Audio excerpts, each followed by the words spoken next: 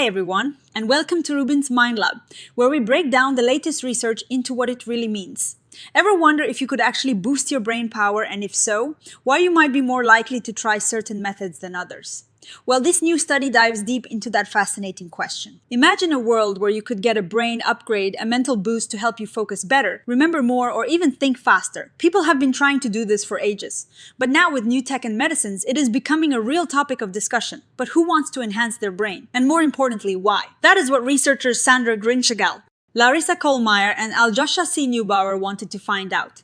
They conducted 2 studies to explore this, looking at what makes people say yes or no to these cognitive enhancement methods. The researchers split these brain-boosting methods into 2 main groups, active and passive. Think of active methods as needing you to put in effort, like working your brain with special exercises or computer games for a while. Passive methods are more like taking a pill or using a device that does most of the work for you with little effort. In their first study, they asked over 200 people about their willingness to try different enhancement methods. What they discovered was pretty clear people were much more open to the active methods, the ones where you have to put in your own brain power compared to the passive ones which seemed a bit riskier or less appealing. They also found some interesting individual differences. Younger people seemed more interested, and those who were really into science fiction were more likely to be open to the idea of cognitive enhancement. Interestingly, things like your personality traits or even how smart you are measured by tests didn't strongly predict whether you'd accept these methods. So they did a second study to double-check these findings and dig a bit deeper, especially into why people felt the way they did. They wanted to understand the actual motives behind saying yes or no. And guess what? They found again that people interested in science fiction were more likely to be open to enhancing their cognition. Personality and measured intelligence still didn't show strong, consistent links.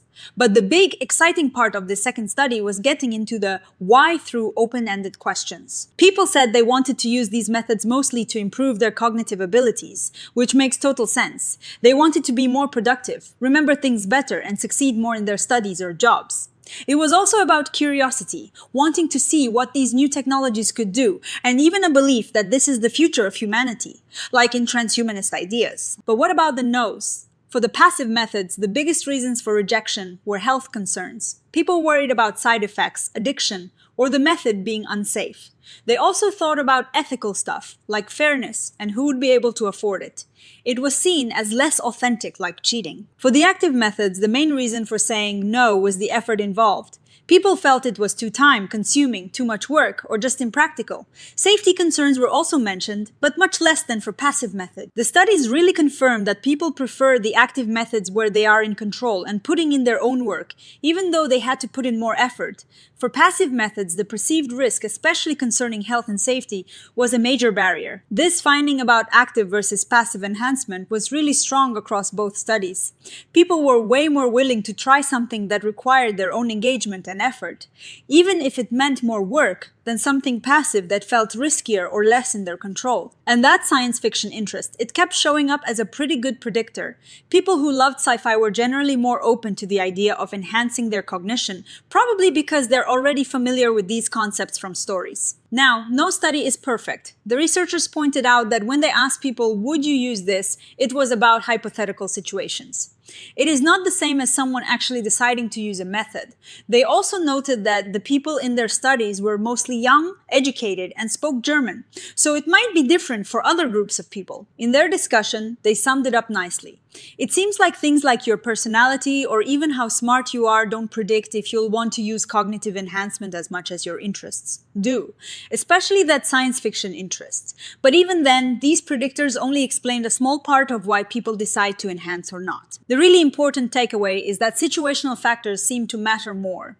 Think about your job, the demands of your daily life, and what your friends or society think. These things might influence your decision much more than just your inherent personality traits.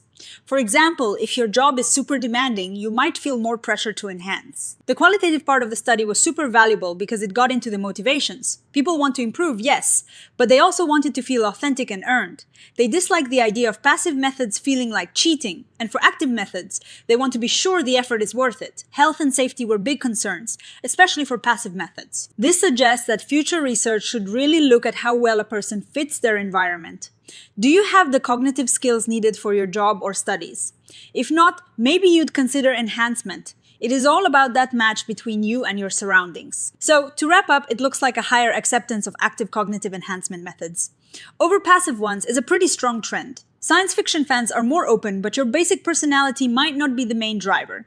The why seems to be deeply tied to wanting to improve, but also to the perceived effort, safety, and how authentic the gain feels. The context of your life, your job, and societal norms seem like the big players in this decision. What do you think? Does this study change how you see cognitive enhancement? Are you more curious about active methods after hearing this? Let me know in the comments below, and if you liked breaking down this research with me. Be sure to like this video and subscribe to RUBIN'S Mind Lab for more explorations into the fascinating world of psychology and science. We have so much more to explore together.